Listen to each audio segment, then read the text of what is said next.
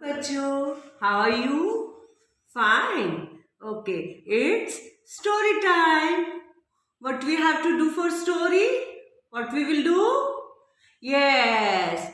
Focus, focus. Everybody, focus. Now, all are ready for story? Yes, students. आज मैं आपको Lord Krishna और उनके फ्रेंड सुदामा की फ्रेंडशिप की स्टोरी बताऊंगी। सुदामा और कृष्णा दोनों ही फ्रेंड्स थे गुरुकुल में, बहुत अच्छे। आप गुरुकुल जानते हैं क्या होता है? नहीं जानते?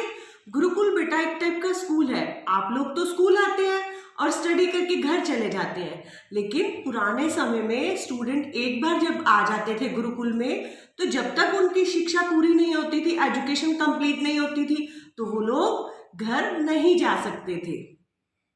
तो वो दोनों उस समय से बहुत अच्छे फ्रेंड थे।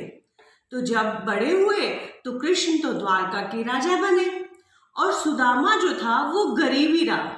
उसकी शादी भी हो गई, कई बच्चे भी हुए। जब उसने बच्चों को भूख से तड़पते देखा तो बहुत परेशान होता। उसकी पत्नी, सुदामा की जो पत्नी थी, वो उनको बार बार याद दिलाती रहती कि आप कहते हो सुदामा तो कृष्ण तो आपका फ्रेंड है और कृष्ण द्वारका का राजा है, उसके पास तो बहुत सारा धन है, तो आप जाकर अपने बच्चों के लिए मदद क्यों नहीं मांगते। सुदामा जो है वो शुरू शुरू में सहमत नहीं होता, वो नहीं मानता कि मैं नहीं जाऊंगा अपने फ्रेंड के आगे, शर्म करता है। फिर क्या हुआ, एक दिन उसने अपने बच्चों को रोते तड़पते देखा क्योंकि उनको कई दिनों से भोजन नहीं मिला था। तो पत्नी ने फिर कहा तो सुदामा मान गया। सुदामा मान गया। सुदामा ने कहा कि मैं अपने फ्रेंड के पास जा रहा हूँ मिलने के लिए, तो मैं खाली हाथ कैसे जाऊं। तो सुदामा की पत्नी ने कहा कि मेरे पास कुछ राइस है, पफ्ड राइस, चावल थे, उन्होंने वो पोटली बांध के सुदामा को दे दी। सुदामा द्वारका के लिए चल पड़े। बहुत दिन लगे क्योंकि आजकल तो बसेस है, ट्रेन है, एरोप्लेन्स है, हम फटाफट पहुंच जाते हैं। तो पहले ऐसा नहीं था, वो पैदल चलते थे और उनके पैरों की जो चप्पल थी वो भी घिस गई थी, तो उनके चलते चलते पैरों में छाले हो गए, उनके कपड़े भी फटते हुए थे। तो जब वो द्वारका के बाहर पहुंचे, उनके राजभवन के बाहर पहुंचे, तो उनको तो देख के बड़ा वो हुआ कि मैं वहां जाकर क्या कहूँ कि मैं राजा कृष्णा का फ्रेंड हूँ, तो मुझे तो शर्म आएगी, वो सारे हंसेंगे कि ये तो हो ही नहीं सकता। वही बात हुई, उन्होंने वहां पे जो द्वारपाल होते हैं, गार्ड्स होते हैं ना, उनको कहा कि मुझे तो राजा से मिलना है, कृष्णा से मिलना है। तो द्वारपाल बोले ऐसा हो ही नहीं सकता, क्या काम है तुम्हें, तुम बताओ। तो सुदामा ने कहा कि मैं कृष्ण का दोस्त हूँ, मैं कृष्ण का फ्रेंड हूँ। उस हंसने लगे, उन्होंने उसको भगा दिया। फिर सुदामा कहने लगा कि आप एक बार संदेशा तो दे दो मेरा जाकर के अंदर। तो द्वारपाल गया, द्वारपाल ने कृष्ण को बताया जाके कि महाराज आपसे मिलने के लिए बाहर कोई भिखारी आया हुआ है और अपने आप को सुदामा बताता है। तो जैसे ही कृष्ण ने सुदामा का नाम सुना तो वो दौड़कर सुदामा के पास पहुंच गए और उसको बहुत गले से लगा लिया, बहुत तेजी से गले से लगा लिया और उसे अंदर लाकर सिंहासन पर बिठाया।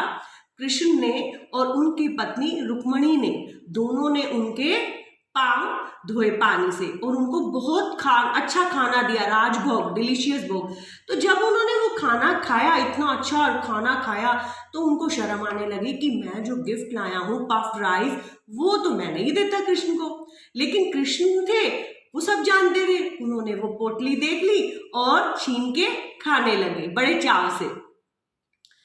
सुदामा कई दिनों तक कृष्ण के साथ रहे, लेकिन उन्होंने कभी भी अपने बच्चों के लिए मदद नहीं मांगी, अपने लिए मदद नहीं मांगी, और वो बिना मदद के ही कुछ दिन वहां रहे और बिना मदद मांगे ही घर वापिस आ गए।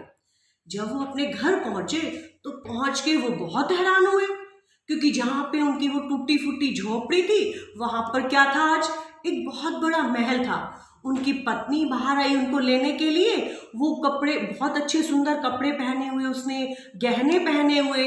तो वो बहुत हैरान हुए कि ये सब किसने किया। तो उनकी पत्नी ने बताया कि आपके कृष्ण के कुछ कर्मचारी आए थे, उन्होंने ये सब किया। तो सुदामा समझ गए कि कृष्ण ने उनके बिना कुछ कहे ही सब कुछ समझ लिया। यस बच्चों, आपको समझ में आया क्या थी ये स्टोरी? हमें अपने फ्रेंड की हेल्प करनी चाहिए। सच्चा दोस्त वही है जो दोस्त की मदद करे, उसका मजाक नहीं उड़ाए, उसकी प्रॉब्लम को देखकर उसका मजाक नहीं उड़ाए, उसकी प्रॉब्लम का सॉल्यूशन ढूंढे।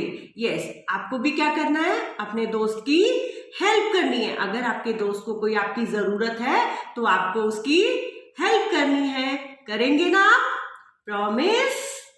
ओके।